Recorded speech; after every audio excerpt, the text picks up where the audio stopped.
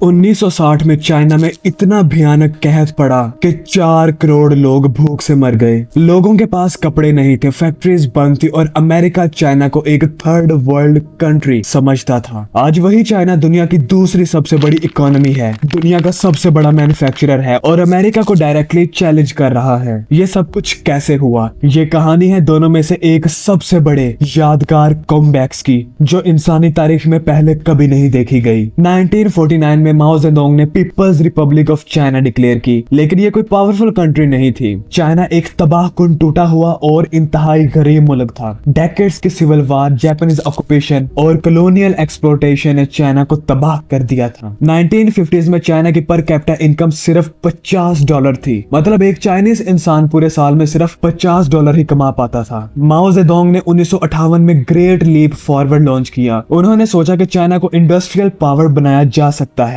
इसलिए उन्होंने लोगों को फार्मिंग छुड़ाकर स्टील बनाने पर लगा दिया। लेकिन यह प्लान बुरी तरह से फेल हो गया। फार्मिंग निगलेक्ट की वजह से 1959 से 1961 के दरमियान चाइना में एक बहुत बड़ा कहर पड़ा। एस्टिमेटेड 15 से 45 मिलियन लोग भूख से मर गए। यह इंसानी तारीख की सबसे बड़ी ट्रेजेडीज में से एक थी। 1969 में माओ ने कल्चरल रेवोल्यूशन लॉन्च किया, जिसमें educated people, scientist, professor, engineers सबको enemies of the state declare कर दिया। यूनिवर्सिटीज बंद होगी, जहानत क्राइम बन गई और चाइना की already limited human capital destroy हो गई। जब 1976 में माओ की डेथ हुई, तब चाइना एक ऐसी जगह पर था जहां से रिकवर करना ऑलमोस्ट इम्पॉसिबल लगता था। पर कैपिटा जीडीपी सिर्फ $165। कंपैरिजन के लिए इंडिया का उस वक्त पर कैपिटा जीडीपी तकरीबन $150 था। मतलब दोनों मुल्क ऑलमोस्ट सेम लेवल पर थे। फिर आया 1978 और एक ऐसे इंसान ने चाइना की तकदीर हमेशा के लिए बदल दी, डेंग जाओपिंग। जाओपिंग खुद कल्चरल रेवोल्यूशन में 2 बार पर्ज किए जा चुके थे। उन्हें फार्म पर काम करने भेजा गया था, लेकिन वो सरवाइव कर गए और 1978 में चाइना के पैरामाउंट लीडर बन गए। डेंग जाओपिंग का फिलॉसफी सिंपल था, it doesn't matter if a cat is black और white as long as it catches mice. मतलब आइडियोलॉजी से ज्यादा रिजल्ट्स मैटर करते हैं। डेंग जाओपिंग ने 1978 में reform and opening up policy launch की।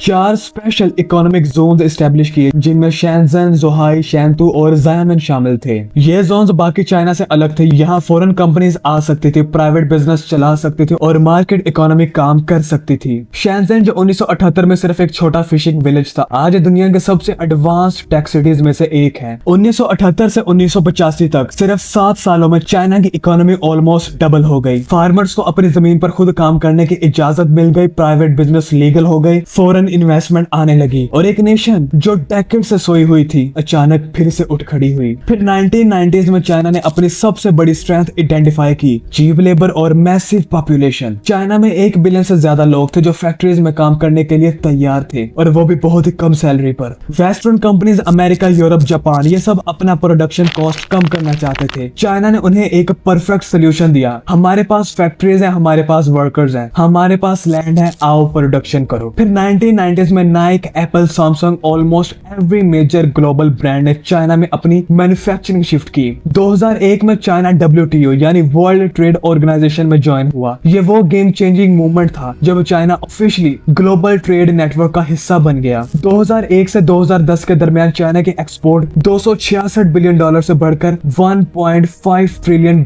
हो गई। यानी 2010 में चाइना ने जापान को भी ओवरटेक किया और दुनिया की दूसरी सबसे बड़ी इकोनॉमी बन गया। मेड इन चाइना लेबल पूरी दुनिया में छा गया। Toys, electronics, clothes, furniture, almost every product की मैन्युफैक्चरिंग चाइना में हो रही थी। 2013 में चाइना दुनिया का सबसे बड़ा ट्रेडिंग नेशन बन गया। अमेरिका को भी पहली बार ओवरटेक किया ट्रेड के अंदर। लेकिन चाइना सिर्फ चीप मैन्युफैक्चरिंग पर नहीं रुकना चाहता था। 20s के एंड में चाइना ने रियलाइज किया कि सिर्फ फैक्ट्रीज होना काफी नहीं, रियल पावर टेक्नोलॉजी में है। तो फिर 2006 में चाइनीज गवर्नमेंट ने इंडिजिनस इनोवेशन पॉलिसी लॉन्च की। बिलियंस ऑफ डॉलर्स रिसर्च और डेवलपमेंट में इन्वेस्ट किए गए। चाइनीज कंपनी जो सिर्फ कॉपी किया करती थी, उन्होंने खुद इनोवेट करना शुरू कर दिया। हुआवे जो 1987 में एक छोटी टेलीकॉम कंपनी थी, आज दुनिया की नंबर 1 टेलीकॉम इक्विपमेंट कंपनी है और 5G टेक्नोलॉजी में ग्लोबली लीड कर रही है। अलीबाबा जैगमे ने 1999 में अपने अपार्टमेंट में शुरू की, आज दुनिया की बिगेस्ट ई कॉमर्स कंपनीज में से एक है। टिकटॉक, बाइटडांस की ऐप आज अमेरिका की यंग जनरेशन का सबसे पॉपुलर प्लेटफॉर्म है। DJI यानी चाइनीज ड्रोन कंपनी पूरी दुनिया का 70% कंज्यूमर ड्रोन मार्केट कंट्रोल करती है। 2023 में चाइना ने इलेक्ट्रॉनिक व्हीकल्स में अमेरिका और जापान दोनों दोनों को ओवरटेक किया। BYD आज दुनिया की सबसे ज्यादा ईवीज बनाने वाली कंपनी है। AI में चाइना ने 2017 में डिक्लेयर किया कि 2030 तक चाइना AI में दुनिया का लीडर होगा। डीप सीक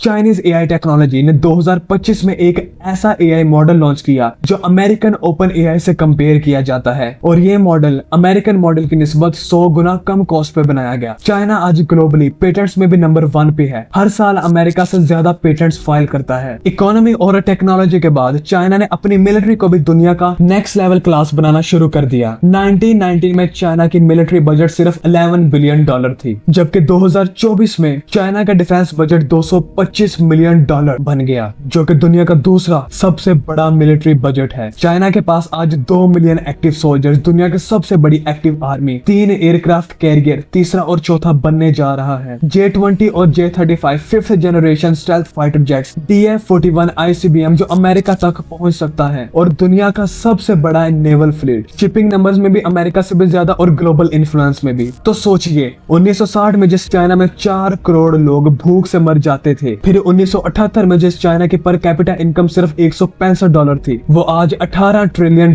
की इकोनॉमी है। दुनिया का सबसे बड़ा मैन्युफैक्चरर, सबसे बड़ा ट्रेडर, सबसे ज्यादा पेटेंट्स फाइल करने वाला मुल्क और अमेरिका का सबसे बड़ा चैलेंजर। ये सिर्फ एक इकोनॉमिक सक्सेस स्टोरी नहीं है, ये एक deliberate, carefully planned, decades long strategy है। पहले सरवाइव करो, फिर ग्रो करो, फिर कम्पीट करो और फिर डोमिनेट करो। तो सबसे इंपॉर्टेंट सवाल ये है, क्या चाइना का ये model, government direction, private innovation और लॉन्ग टर्म प्लानिंग कोई दूसरी डेवलपिंग कंट्री कॉपी कर सकती है? और अगर पाकिस्तान ने भी 1978 में ऐसा ही कोई डेंग जाओपिंग वाला फैसला किया होता, तो आज हमारा मुस्तकबिल क्या होता? कमेंट सेक्शन में अपना जवाब जरूर लिखें और चैनल को भी अभी सब्सक्राइब करें, क्योंकि चाइना की ये कहानी सिर्फ चाइना की नहीं, ये हर उस नेशन के लिए एक लेसन है जो आज गुर्बत में है और कल सुपर पावर बनना चाहती है।